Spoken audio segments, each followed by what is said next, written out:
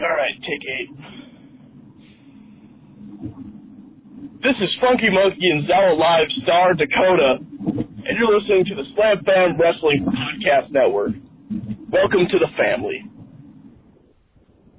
I hope that one's good.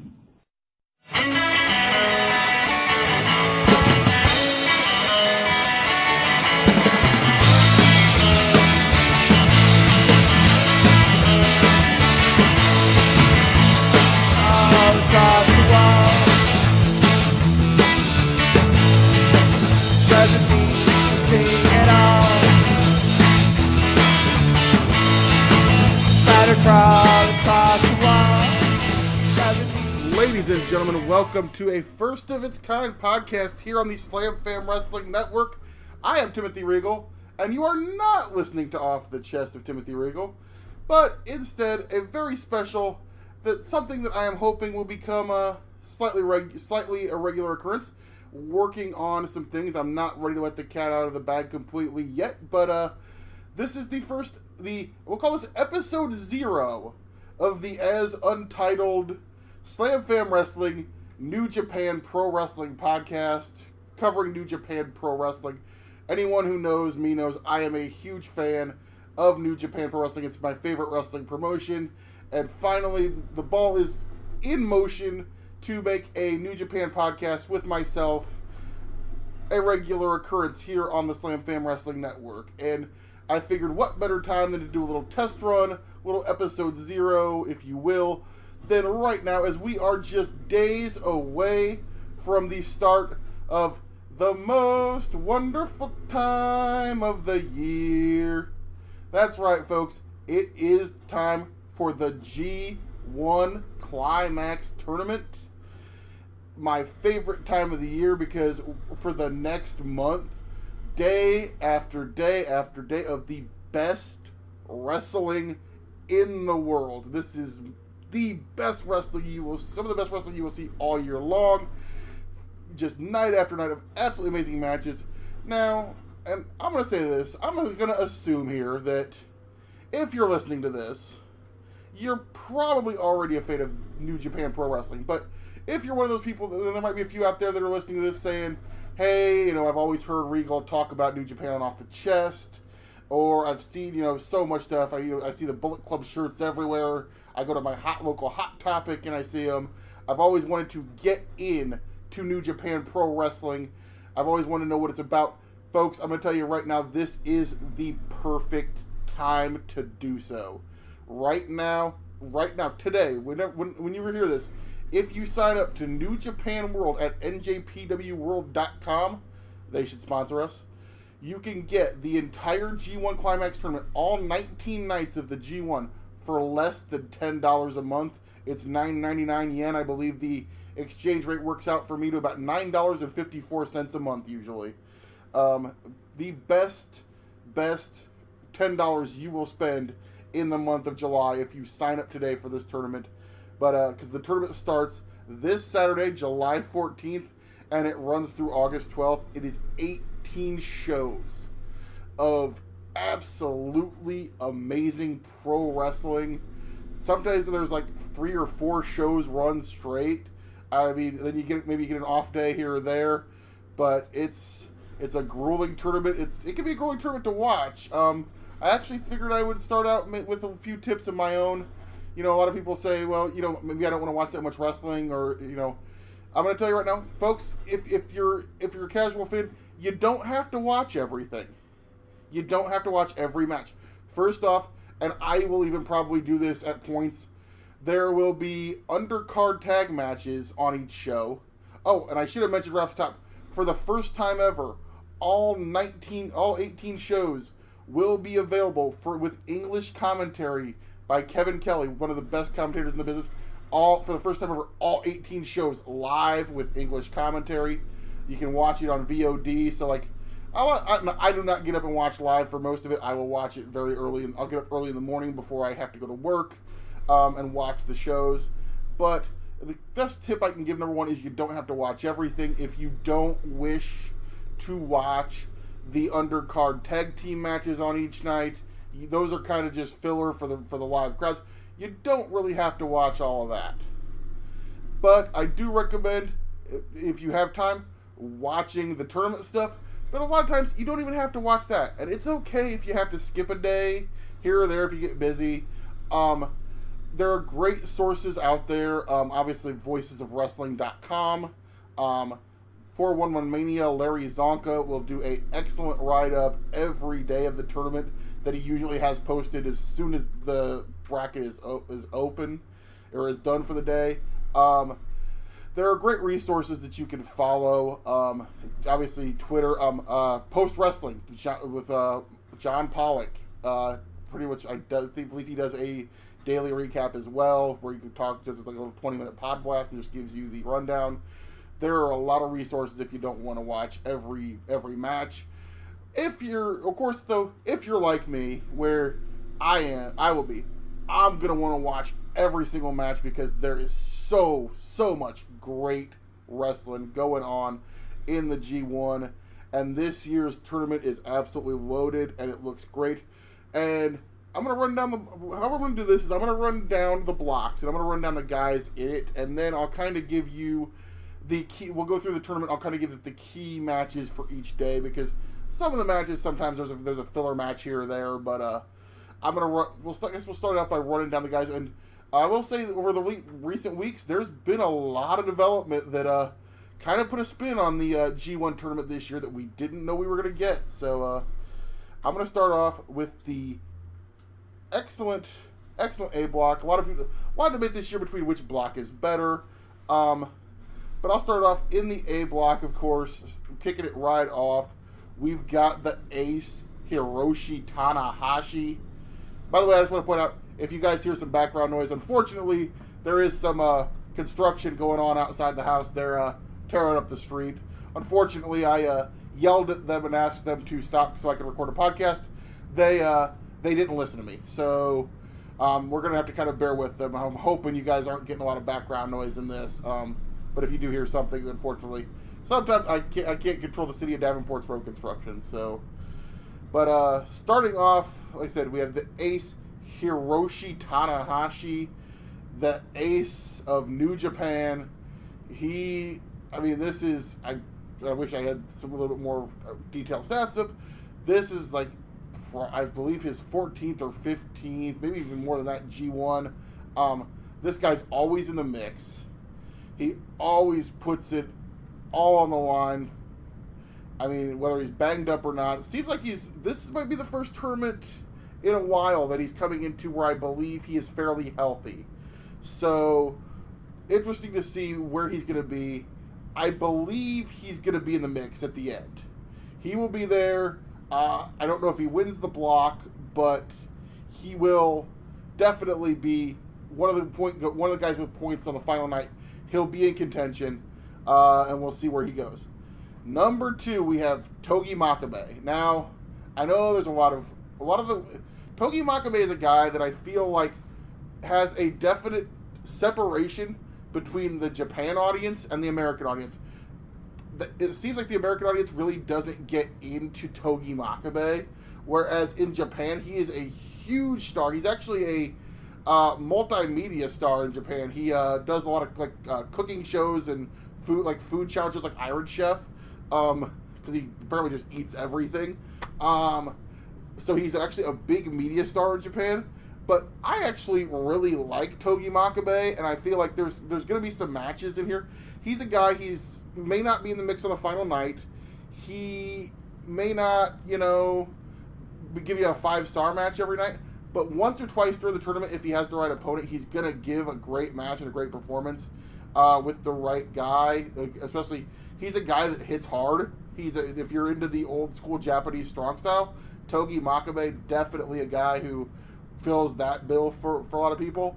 And he's always interesting to watch in these tournaments, but not a guy that's going to be in the block.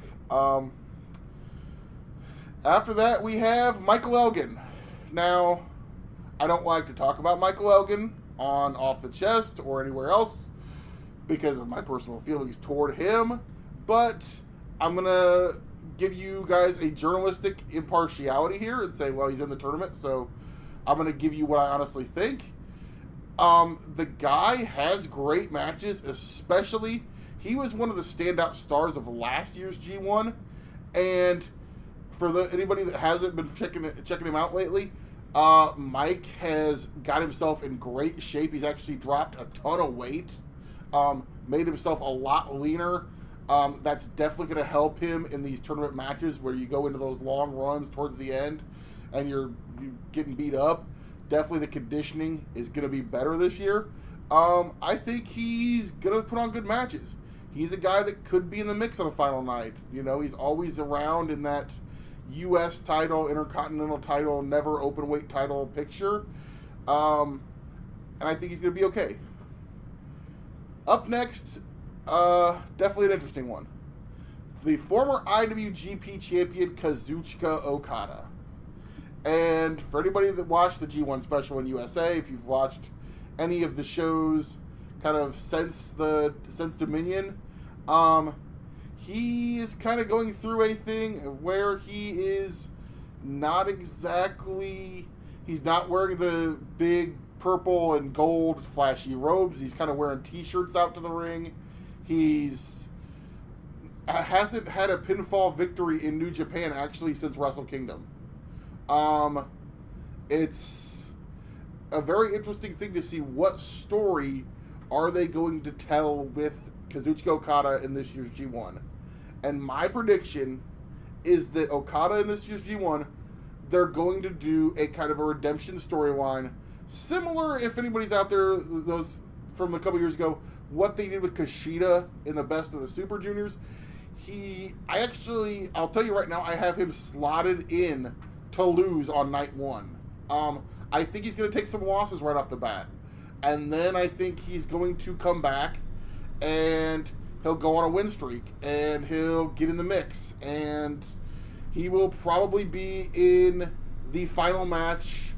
I believe on the last night it's him and Tanahashi, possibly with the winner of that going on to the G1 Climax final.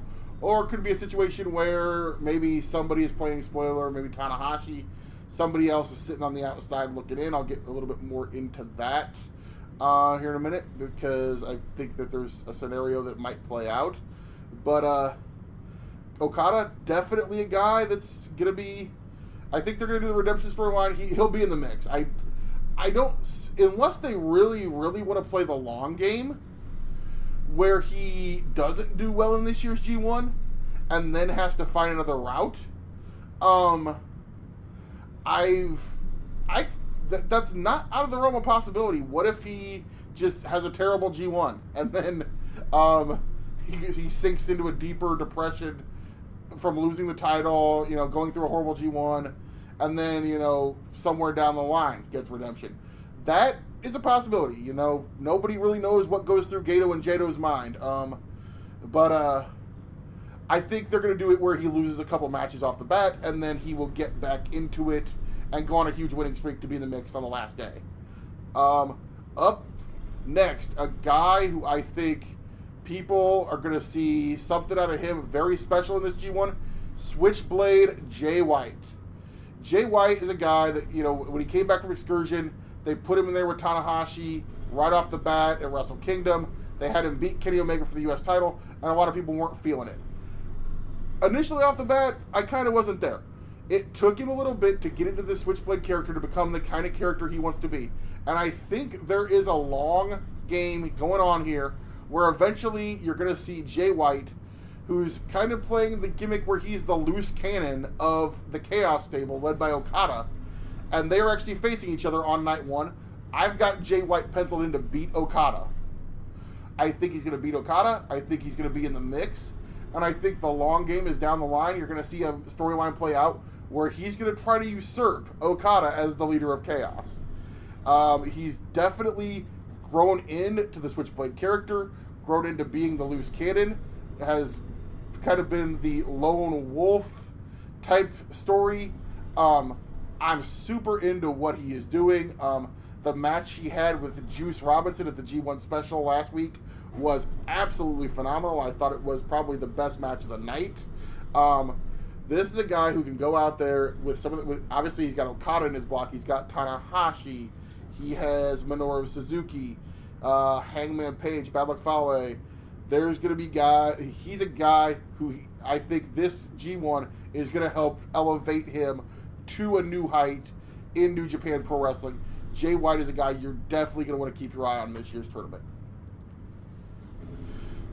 Up next, we have Yoshihashi. He's here to take falls. Honestly, I don't think Yoshihashi belongs in this tournament. He is a career lower mid-card lackey of chaos. He has decent matches, but he is not great. I was really hoping that he's one of the guys who I thought their spot, I was hoping for maybe Cody. I was hoping for Jeff Cobb. There were guys out there who I thought maybe like a freelancer from Japan, like a Daisuke Sakamoto from Big Japan Pro Wrestling.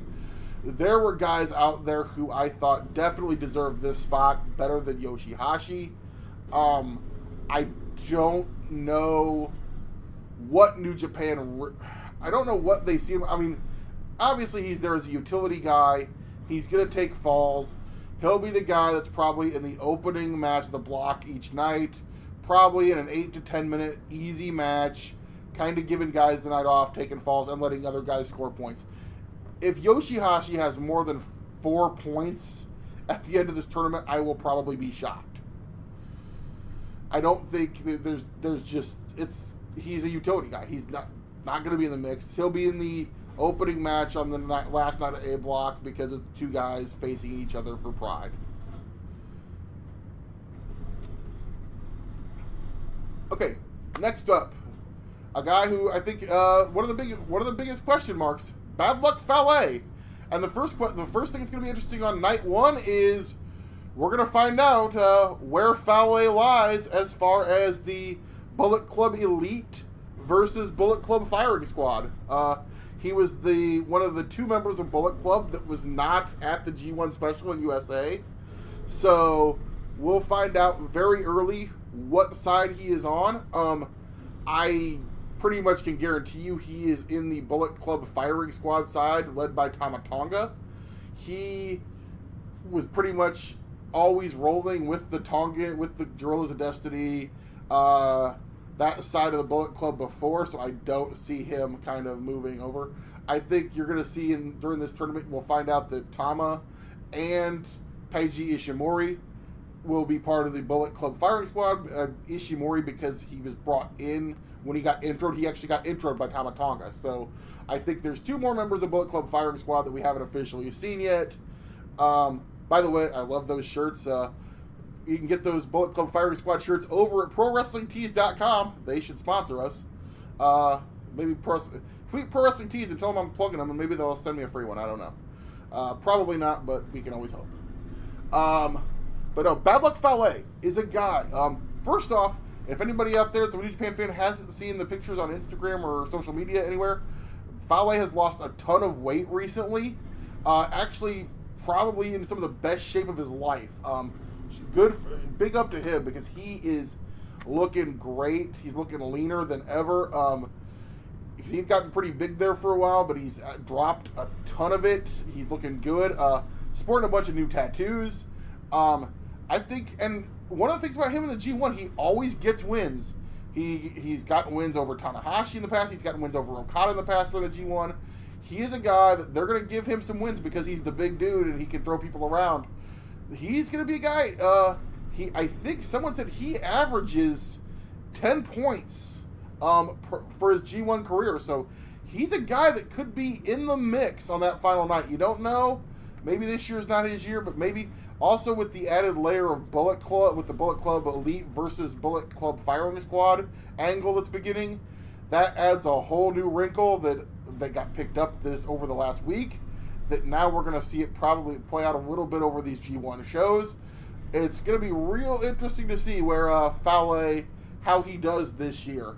But I always think Bad Luck Fale is a guy who actually probably puts his best effort out during the G1 tournament. It definitely has his best matches. So very interesting to see where he's going to be this year. Next, another guy, kind of in the Jay White role, and I cannot wait to see these 2 guys lock up. Hangman Page making his G1 debut. Hangman Page getting that call. A kid. And I will tell you people this. I am a huge Hangman Page fan. I love the gimmick that he's doing. If you follow the Being the Elite web series, he is a guy who probably has some really good acting chops. He is an excellent in-ring performer and a guy who, a lot of people said when he joined the Bullet Club, when he got picked up, it's like, why Hangman Page? Well, I think over the last couple years we've seen why Hangman Page. And now he's getting the call, making his G1 debut. And again, a guy who may not win the block, but I think you're going to see him put on some excellent matches because he's a guy who's still really young and still has a huge, endless potential in the pro wrestling business. Like I said, I'm really looking forward to a lot of these matches. Him versus Okada, him versus Tanahashi. Because, I always say one of the things about the G1, for anybody that's new to this and might be just getting into it for the first time, a lot of times in New Japan, you only get singles matches for belts or like blood feuds. A lot of it is the Lucha Libre style where it's a lot of tag matches on a lot of the shows. In the G1, you get to see a lot of singles matches that you don't normally get to see throughout the year. So, makes it special. Hangman's going to get a huge opportunity here. I think he is going to do well. And he's really going to put on a good statement for himself with a lot of excellent matches. Really, like I said, looking forward to him and Jay White because I think both those guys are kind of coming in trying to prove themselves. And then obviously seeing him against the big names. But Hangman's going to do really well here and continue his evolution. I've been a fan of Hangman Page. I actually saw Hangman Page work an opening match at a Ring of Honor show I went to back in 2012. So I've followed him pretty much for the majority of ever since he was a rookie in Ring of Honor, and a guy who definitely continues to evolve and continues to grow. So big expectations from me for Hangman Page. Up next, in this block, another guy that I feel like kind of is a G1 show stealer, Sonata. Or no, wait, sorry. I'm on the wrong block. Whoops! Dang it. Folks, I made it 22 minutes without flubbing, and then I finally did it. Darn it. Oh, well. But, okay, after Hangman Page, I was in the right stable, Los Ingobernables. After Hangman Page, it's Evil. Everything is Evil. And what do you know about Evil? Last year, beat Okada in the G1. The one guy that one guy that did, and then one guy went to a draw with Okada. So, Okada last year Evil beat Okada last year in the G1. A guy who, again, gonna get some wins, gonna get some losses. Hopefully doesn't get a concussion from Michael Elgin this year. That was pretty nasty, but Evil is the guy who puts on good matches. And, again, a guy who always continues to evolve and grow. I think I don't see him being in the mix this year at the end, but I do see him getting some wins, kind of putting on good matches. And, I'm sure that I don't want to sound like a broken record when I say that because one of the things about the G1 is, and I don't know how Geto and Jado figure this out every year. I've sit down with a pen and a pad and tried to plot out the whole tournament before it starts, and it's doing the math and figuring out, okay, we got to have this guy win here, this guy has to lose here to keep everybody in the mix. That they have to do that for like several weeks because it gets exhausting trying to figure it all out. Because they have to do it just right. It works and it make it work out. So again, Evil gonna have some good matches, gonna be in there, but I don't see him winning this year. Final guy in this block, the new British heavyweight champion, Minoru Suzuki. Murder Grandpa. If you want to see guys get hit and punched in the face and slapped around and kicked really hard, watch Minoru Suzuki matches because that's what you're going to get. I definitely think in this block you're going to see... he had one of the best matches of the tournament last year with a time limit draw with Okada. He's had great matches with Tanahashi. I'm looking forward to Suzuki versus Elgin because it's going to be an absolutely just knockdown, drag out, stiff fest. I think you're gonna. Suzuki is gonna be, for every other guy in the block. When you get in there with Minoru Suzuki, you're gonna know that you're in a fight. You're gonna know you're in a match. It's gonna be grueling. He's not gonna give any single person in this block a night off, and he is gonna be constantly in the mix. Probably 4 stars or above with a lot of his matches. This block is looking, like I said, both blocks, I think, is this year the most loaded tournament ever? Maybe. This, I think, has the potential. Of course, I say this every year, but this is my 3rd G1 where I've been a full observer, my 5th G1 where I've been a casual observer. My first 2 years I kind of paid attention but wasn't watching everything because I didn't have New Japan World yet. Again, plug New Japan because it's $10 a month. I remember 5-6 years ago, guys were paying Ustream $140 to watch the entire tournament with no English commentary.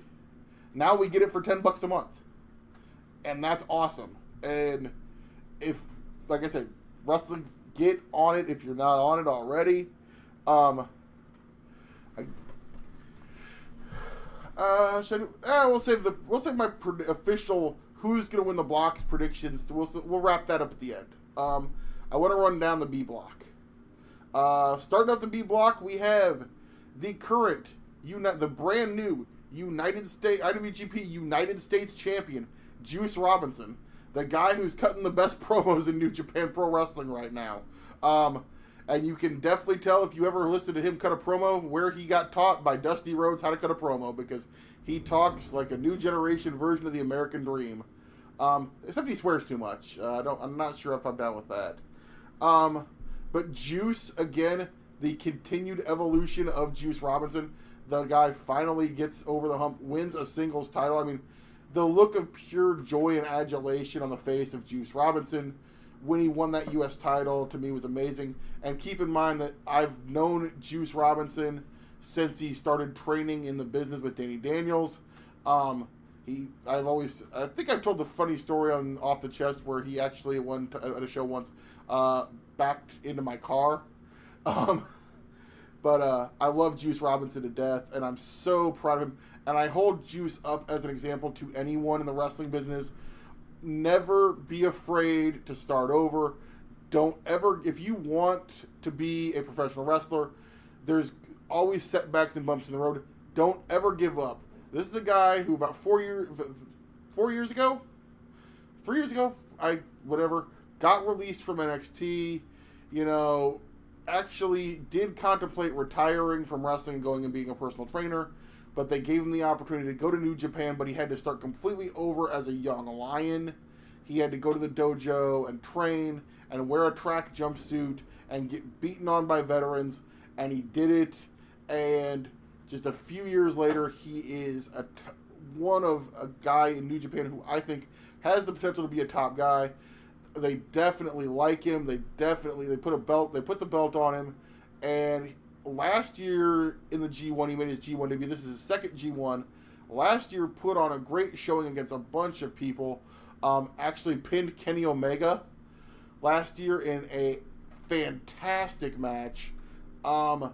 This year, I think we're going to see the continued evolution, and there is a chance. I don't know if it happens, but there's a chance Juice is in the mix on the final night. I don't think he wins the block, but there is definitely a chance of potential where Juice could be in the mix, or very well easily, could Juice possibly play the role of a huge spoiler on the last night. Either way, you're going to see a great tournament from Juice Robinson. Next guy up in the B block is Hiroki Goto, the current New Japan Pro Wrestling Never Openweight champion. A guy who, again, kind of in the same role as a Togi Makabe. He's going to have some great matches. He's going to definitely be hard-hitting. It's going to be really interesting to see. There's definitely a couple matches. Goto versus Ishii is a match I am looking forward to.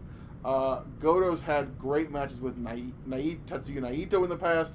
Goto versus Zack Sabre Jr. I think could be a great match. Don't sleep on that one. Don't sleep on Goto matches in general, because the guy is a great hand in the ring. Always works hard, and made it to the finals of the G1 a few years back. So he could be the mix. You never know. He's a former IWGP champ. He's the current never openweight champ, and you never know where they're going to go with him. Up next, one of my favorite guys in New Japan, and one of my favorite people every G1 Climax tournament, Tomohiro Ishii. Tomohiro Ishii, for the last 3 years, has gone out in the G1 and had some of the most amazing, insane, off the charts, knockdown, drag out matches that you're gonna find anywhere. His match he had 2 years ago with Kazuchika Okada was one of my favorite New Japan matches of all time. The guy, I mean, he literally will put his body through absolute hell. He will go out every night, the Stone Pitbull, and just beat the tar out of people, and have the other people beat the tar out of him. He is going to have great matches. Ishii Goto is a match that, if you like the old school strong style, a match I'm really looking forward to just to see, because it's going to be such a contrast of style, is Ishii versus Kota Ibushi. That's going to be interesting to see how that one works out. Ishii and Kenny Omega always have faced their couple times. They had an absolutely amazing match of the year contender. Ishii and Omega had a match of the year contender a few years back. Actually, last year at the G1 special in USA. Definitely a guy who is going to, even if he's not in the mix, he's going to be a guy who's going to go out and have absolutely amazing matches.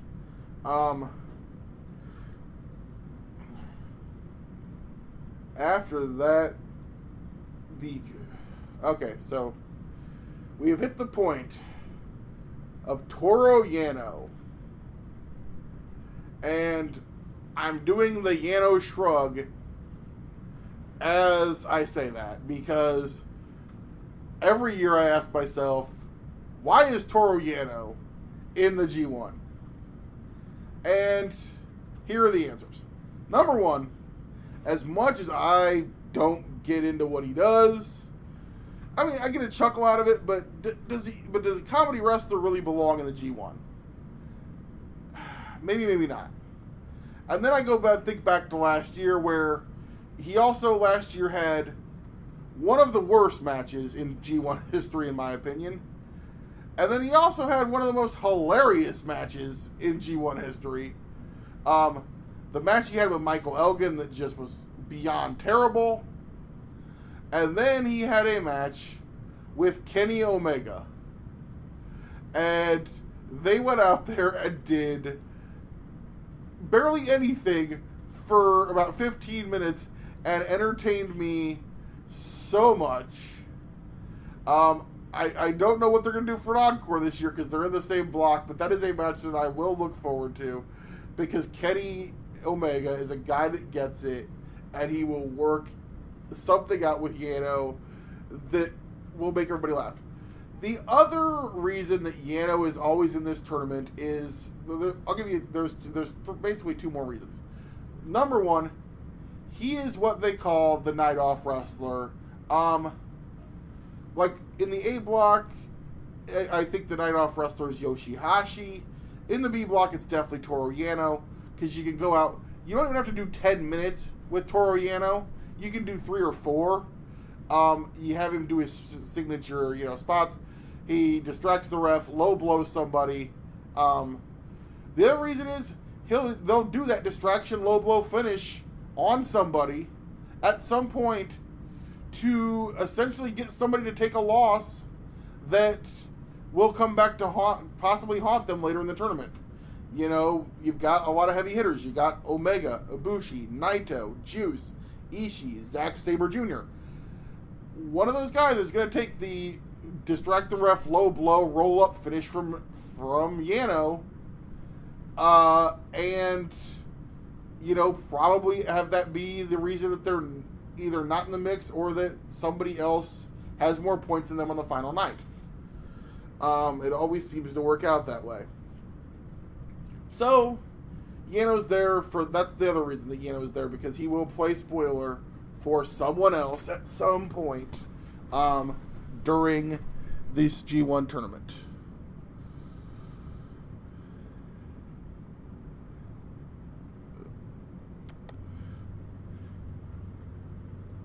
Sorry about that there for a second, folks. Had a little thing I had to hit the pause button.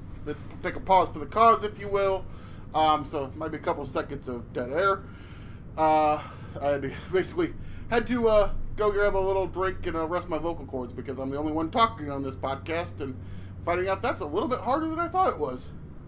Let's see, we went through Toriano. Now, okay, so we're up to the IWGP World Heavyweight Champion, the best bout machine, Mr. 7 Stars, Kenny Omega. God? What? You're not on this podcast. Get out. Alex McCarthy's one cameo appearance on this podcast, folks. But Alex is not he heard Alex heard 7 Stars and thought that I was talking about him. No. We're talking about Kenny Omega, the IWGP World Heavyweight Champion, the best bout machine. It's always an interesting thing, and I've heard there's been speculation. What if Kenny Omega were to win the G1? Then he could pick his opponent, I guess at Wrestle Kingdom or wherever he wanted. I don't think they're going to do that here. I think you're going to see the situation where Kenny's in the mix, and he either loses on the final night or he doesn't have enough points and somebody else wins.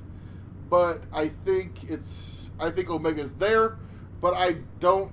Maybe Omega wins the block. I could see Omega winning the block and then losing to somebody on the other side. The problem with that is, if Omega were to win the B block, somebody else besides Okada has to win the A. I don't think you go back to that match as a G1 final. So I really don't see Omega winning the block here. But again, a guy, obviously, you always look forward to Kenny. I look forward to Kenny Omega matches anyway. G1 matches especially. The big match, obviously, that stands out next to me, and I'll segue right to the next guy, because they're together.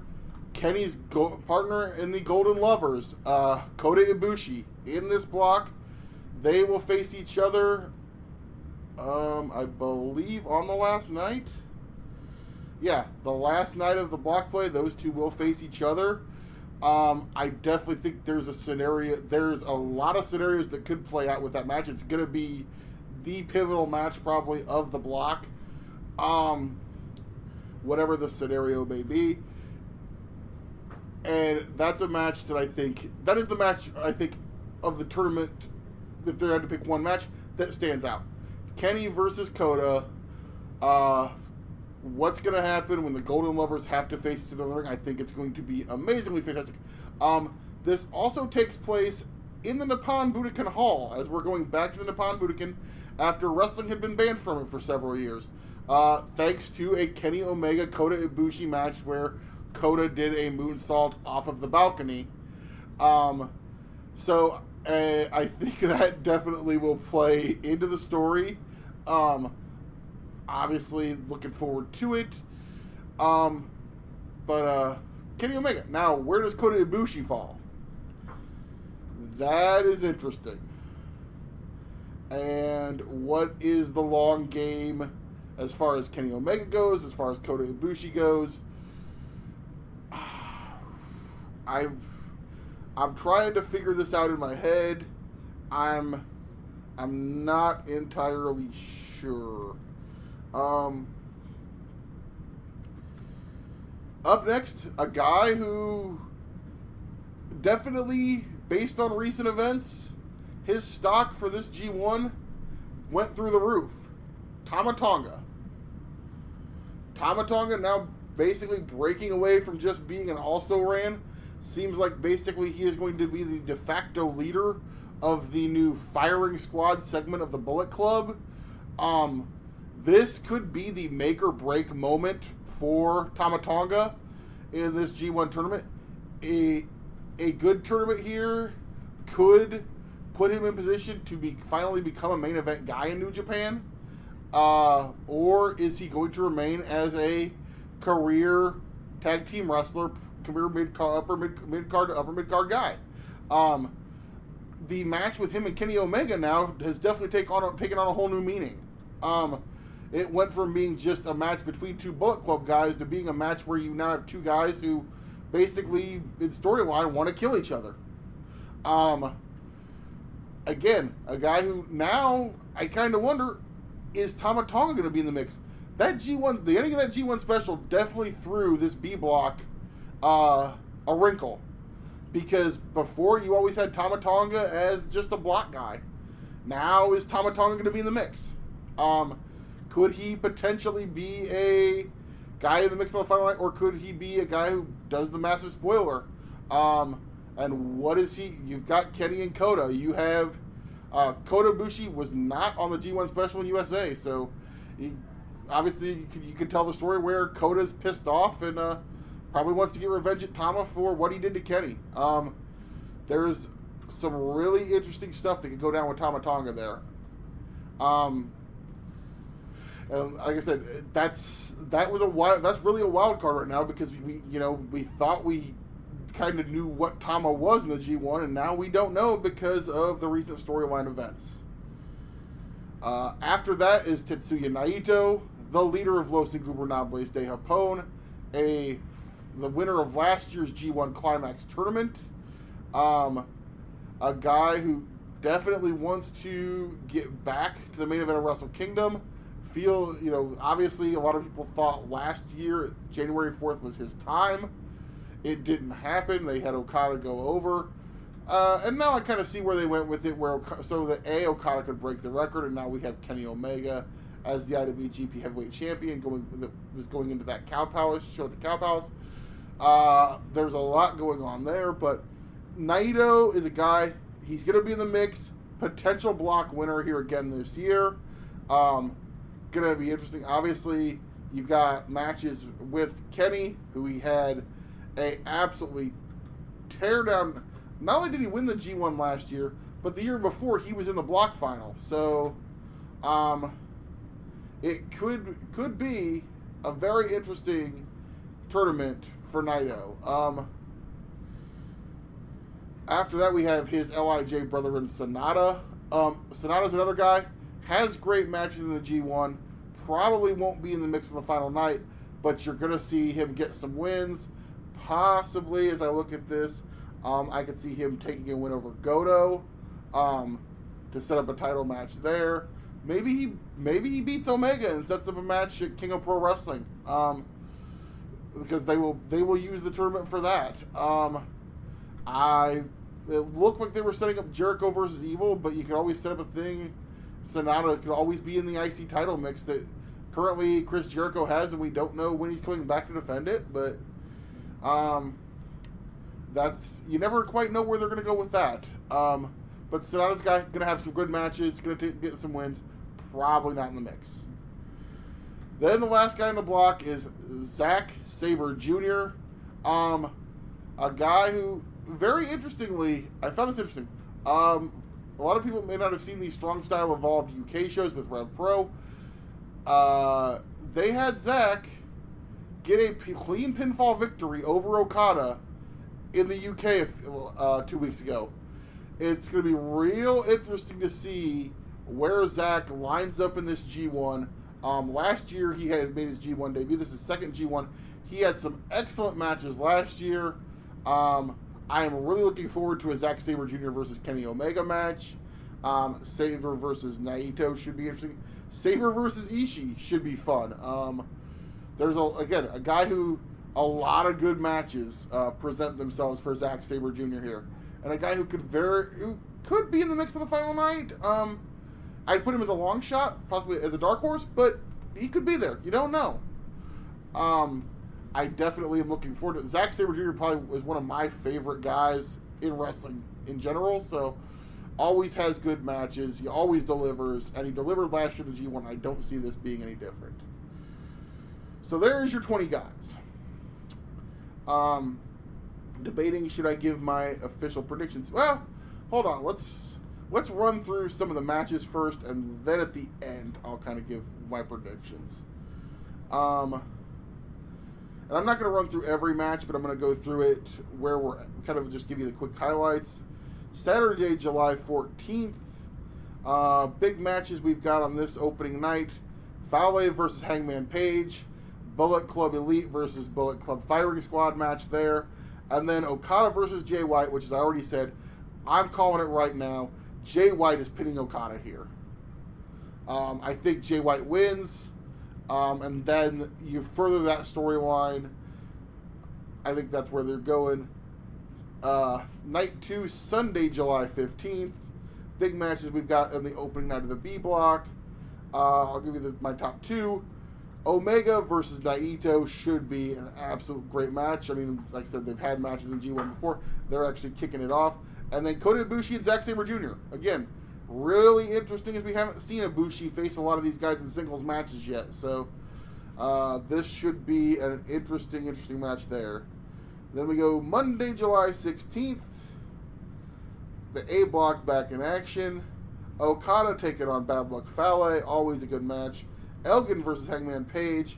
And Tanahashi taking on Jay White. That one also going to be interesting. Thursday, July 19th, as we did a few days off there. Juice versus Kota Ibushi, great match there. Goto versus Omega, Ishii versus Naito. So we got 3 good ones on that night. Friday, July 20th, Korakuen Hall in Tokyo, A block in action.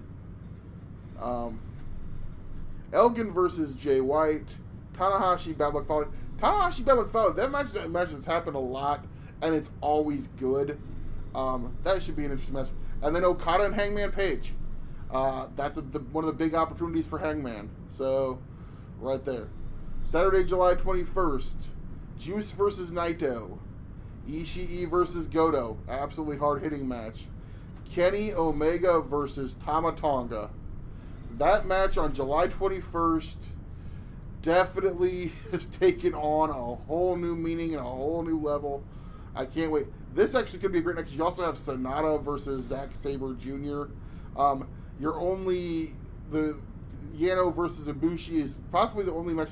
That could be one of the better nights of the G1 right there. Saturday, July 21st. Sunday, July 22nd. Tanahashi versus Hangman Page. So Hangman Page getting Okada and Tanahashi on back-to-back nights of the blocks. Then Evil versus Battle Jay White, Minoru Suzuki. We're gonna test Jay White that night. Thursday, July 26th, B block back in action. Juice versus Kenny Omega, one of the best matches from last year's tournament. We get the rematch here. Ishii versus Zack Sabre Jr. Naito versus Tama Tonga. Sonata versus Kota Ibushi. That's a great match. Dude, this B block is absolutely loaded. With the exception of Toru Yano, which this is the reason why Yano's in this block. With the exception of Yano, this block, the A block's good, but this B block I think this year is going to just constantly deliver night after night. Friday, July 27th, A block. We got Tanahashi and Makabe, Elgin and Suzuki. That should be interesting. Jay White and Bad Luck Fale. See, I'm not getting as excited about these A blocks, man. Saturday, July 28th, B block. We've got Juice versus Yano, Goto, Naito, Ishii, Ibushi. Should be interesting there. Omega, Sonata, Tama Tonga versus Zack Sabre Jr. Again, we got a whole lot going on there, so we'll see we'll see that. Sorry. Take a break here. Monday, July 30th, the A block. Evil versus Suzuki. Jay White versus Hangman Page, a match I'm looking forward to, because that could be a match where both guys go out there and just definitely try to steal the show. Elgin Okada should be good that night. So, a couple good ones there. Wednesday, August 1st, we have Juice versus Sonata, Goto versus Ibushi, Ishii versus Tonga, Kenny Omega versus Zack Sabre Jr. Anybody that knows me knows that's going to be a match that that's a dream match for me, and I've looked forward to it, and it's finally happened in the G1. I cannot wait for that one. That's Wednesday, August 1st. Thursday, August 2nd at the A block. Okada versus Minoru Suzuki. They probably had one of the hardest hitting matches of last year's G1. And then we've got Elgin versus Fale. Makabe versus Page. Tanahashi versus Evil. So another good night there. Then we get to the B block this Saturday, August 4th at the Osaka Prefectural Gym. And I point out that because the Osaka Prefectural Gym, whenever they go to Osaka for the G1, there's always something special going down. That's where the Ishii versus Okada match happened a few years ago. Here we've got Juice versus Zack Sabre Jr., Goto versus Tama Tonga, Ishii versus Omega, which will be absolutely amazing, and Naito versus Ibushi. Great stuff there. Actually, go back-to-back in Osaka, because on August 5th, the A block's in action. Tanahashi versus Elgin, Makabe versus Jay White, Okada Evil, Yoshihashi versus Bad Luck Fale, and Page versus Minoru Suzuki. Again, I'm looking forward to seeing these young guys get in there with Minoru Suzuki and get tested. So there's that. We're getting closer to the end. We get a few days off. Wednesday, August 8th, B block's back in action. Robinson versus Ishii, Goto versus Sabre Jr., Toru Yano, Kenny Omega. What are they going to do this year to top last year where they duct taped each other together? Who knows? It'll be interesting, and it'll be a match that is hated by Jim Cornette and loved by anyone with a sense of humor. Ibushi versus Tama Tonga. Like I said, there's kind of now that you can do the storyline where Ibushi is pissed off at Tama for what he did to Kenny and the Bullet Club. Naito versus Sonata, the LIJ guys face each other there. Again, B block just absolutely not going to work.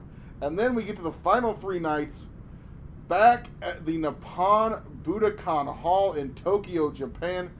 When they announced this at Wrestle Kingdom, the building absolutely roared, as finally, after I believe a 6-year ban, wrestling returns to one of the most legendary buildings in Japan, if not the world for wrestling, the Nippon Budokan Hall.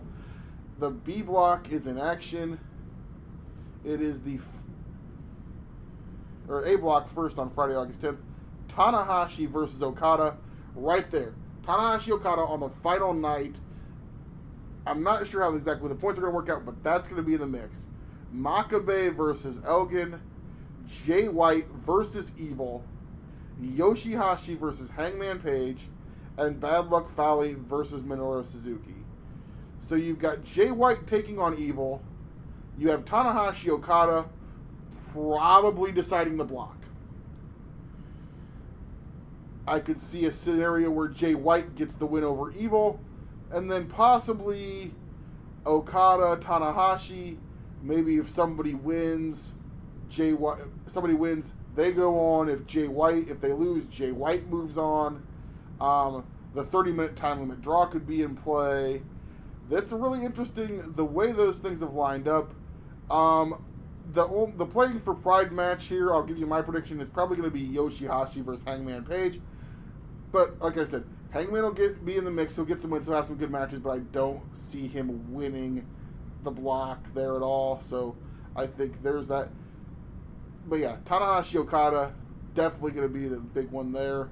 And then the final night of B block play, you have Juice taking on Hiroki Goto, Ishii versus Sonata, Yano versus Tama Tonga, Omega versus Ibushi, and Naito versus Zack Sabre Jr.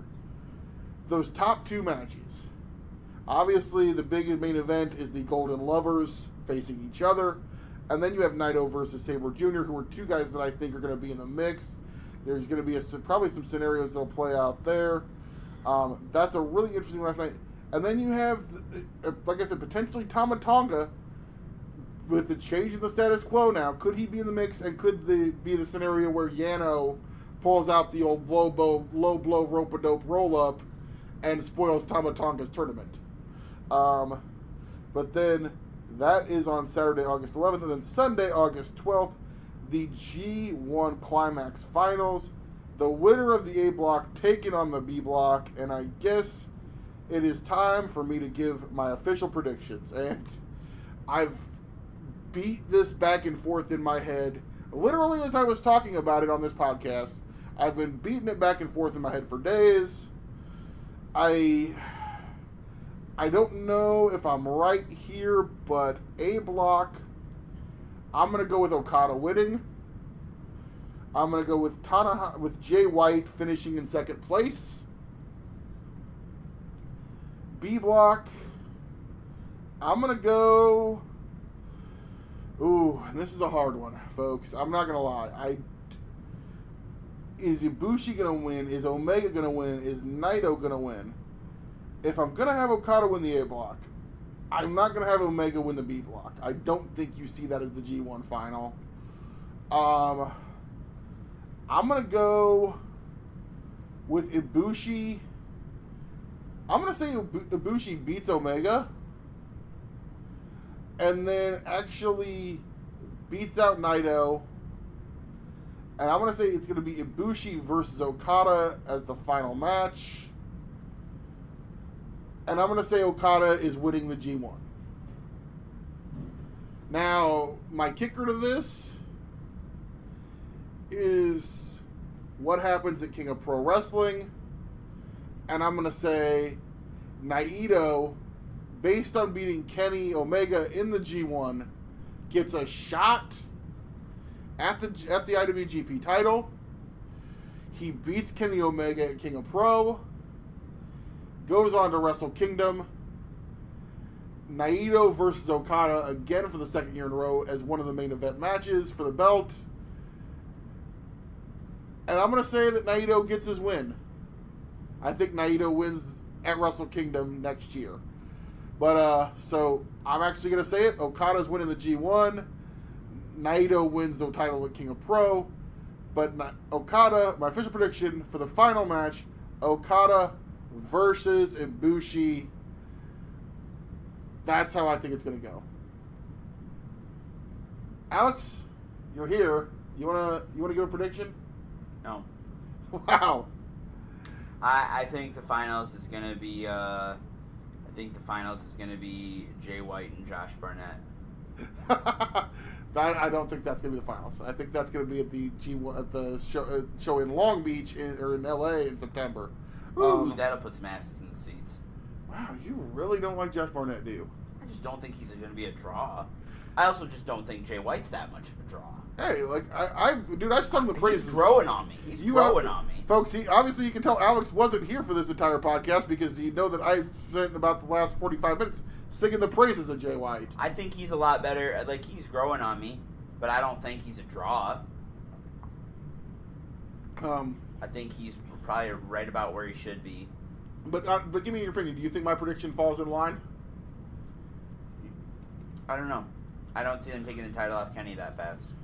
I think we could see Golden Lovers in the main event of Wrestle Kingdom.